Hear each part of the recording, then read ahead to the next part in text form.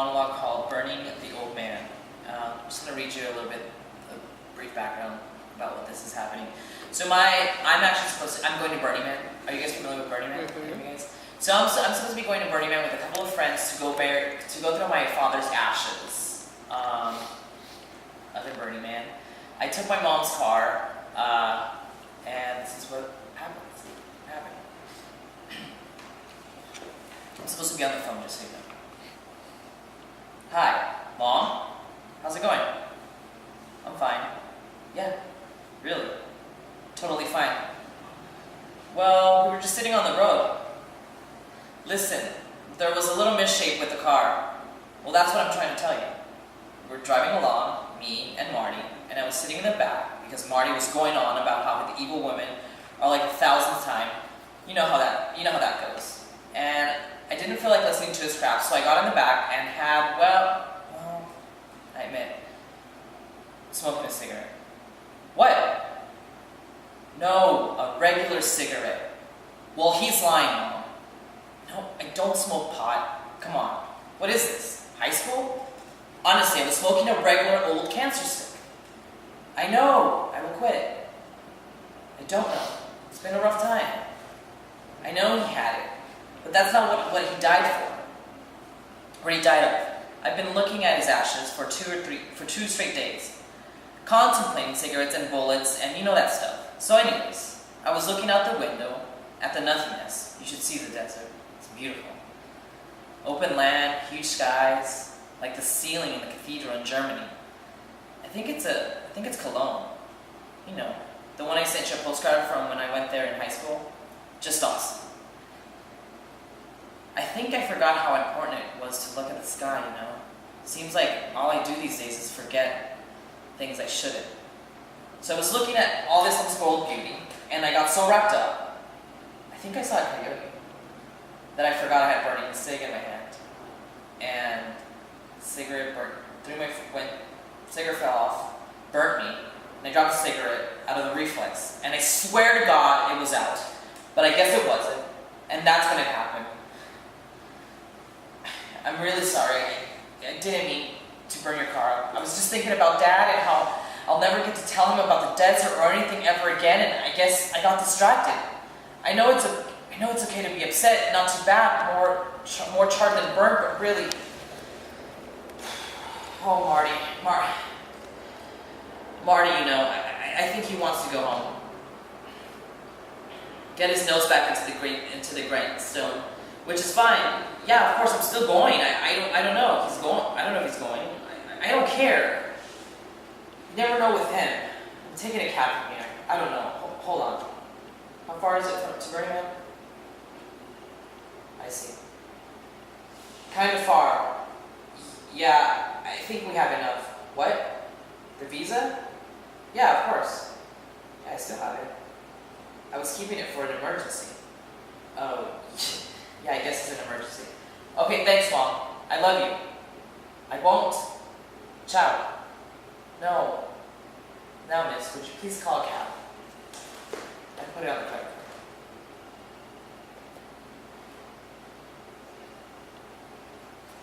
I understand if you are intrigued but not well, and you pick something that has a little bit more spontaneous life. I actually liked it. I'm not like this performance that obviously. I'm saying I thought that the monologue would probably is gonna work well for you if you were to, work on it and do all the stuff that like whatever. And yeah, I liked it. I thought the writing was pretty good, and I think it could shape up. I don't know. You guys have to hear it again. I don't know, really. I think that I heard better ones from you. I don't like that it's on the phone either. Like, you're on the phone. I feel like I want you to do something that's more like direct. Like the army one that you're showing me. Oh, the one that I did for you? Yeah. House, yeah. But I don't know. I don't. Okay, I think this will be a good monologue for you. I think you just need to familiarize yourself more with it. Right.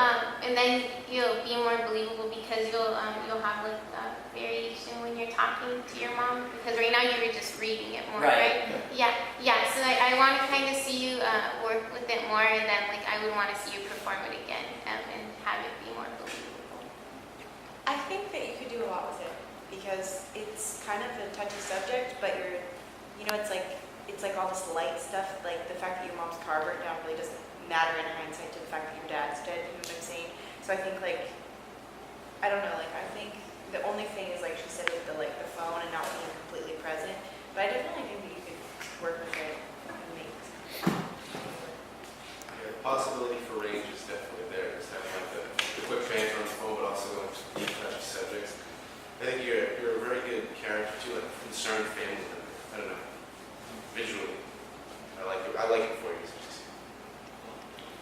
I like it because I found you believable. And it means work. It's the first time you've read it. It's the first for everything. But, yeah. I think you memorize it and you get to remember what that would be fantastic.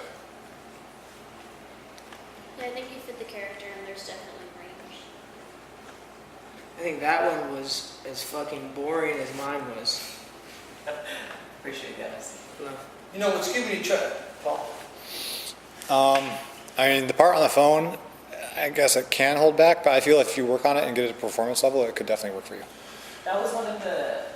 You know, when you read a monologue, you guys, I want you to read it, but I want you to understand it also. So, don't just find a monologue, think it's okay for you and bring it in and read it. I'm not saying you did this the second time or the third time you've ever read it before. I want you to understand the monologue so that when you're reading it, we're actually getting you and hearing you say the words and believe what you're saying. It's not a performance, but I don't know how many times you read that before, but if you read it a lot, you didn't make us believe that you did. And so I didn't hear you reading it and coming from your perspective, so to speak. So that's why I think you found it a little bit boring. If I were to, and I don't mean to do this one to you at all, but if I were to, if you were to read that, Ferris Bueller Day Off, maybe, that kind of, I'm not saying that's the humor, but at least it would have a character to it. So I like the material, but I want you all to understand when you're reading material that you have to understand what it is so that we can kind of attach it to you versus just read it and hope that we can figure that you can either do it or not do it. Does that make sense? Yes. Or not? Yes. Because that's why I think you found it really boring. The emotion. Because the material, we were looking analytically, and I think we see what he can possibly do, but we don't want to, we want to see you attach yourself to it with a little bit more conviction, I guess I can say. So we know that you chose a monologue and you have a kindred spirit or feeling about it because we see something light up in you as you're reading it. Does that make, Right. Yeah, so we can, and I didn't get that. So how many times have you read that? Well, I've been reading monologues since you said How many times have you this is the second time. Did you read that monologue? Yeah. Yeah. The first one was when I read it. This is the second time. So Do you agree if you read that 4 or 5 times and I actually think it poured would yourself? have been a different place. Totally different. So you know what I'm I think saying, it would guys? be more authentic and more me. So I would own it. we didn't get an opportunity and a chance to see that. And I think that's why you got a lot of negative responses. So to see the importance of not just coming in and reading a monologue to hope we can get, hope we can figure out something that works for you versus you bringing it in and reading it and showing us that you're attached to it and you got a point of view and a perspective, and you understand? Yes. So that's a little trick that you need to bring when you do a monologue. This was my.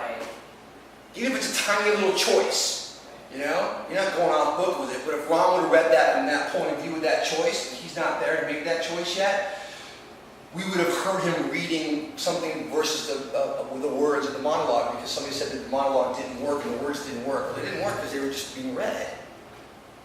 Yeah? So, when you read a monologue, again, last time I'll say it over and over again, try to connect to it. Try to show us that you have some kind of connection to it. Otherwise, we're not going to. The only problem I have with this monologue, I like the content, everything. I like the story, what's happening, what's going on, what's happening to this person. But the only difficulty that I feel I'm going to face when I do this is he's supposed to be on the phone. He's on the phone with his mom, so that was. Okay. So what would stop you from having face-to-face contact with her? Those pauses, the pauses that he's listening to his mom, she's bickering. He's like, okay, yeah, I know, I get it. No, I don't smoke. That's the. How am I going to present that versus doing a monologue where I'm directly talking to someone versus being on the phone? I feel like that's a huge obstacle because I need to create those pauses as if the person is actually bickering at me. They're nagging. Well, you can do that in real life, in person too, you can create the pause. No, Mom, and you can obviously do that in real life, but I don't get to change the dialogue too much to make that happen. I wasn't paying attention to the dialogue from that point of view where you're face to face with it versus on the phone. I wasn't paying attention to it. You don't want to alter the monologue too much to rewrite it, to have to do it in person, but if the same monologue and dialogue can be in person without changing it and rewriting it, like I just gave you an example of, then I think you can put it. Mom, no, I wasn't smoking. No, it was a cigarette. It wasn't pot. I don't smoke pot. Then I would say, we're fine, because we're not gonna know. Okay. Unless we saw a movie or, you know what I mean? Right. Excellent. Thank you guys.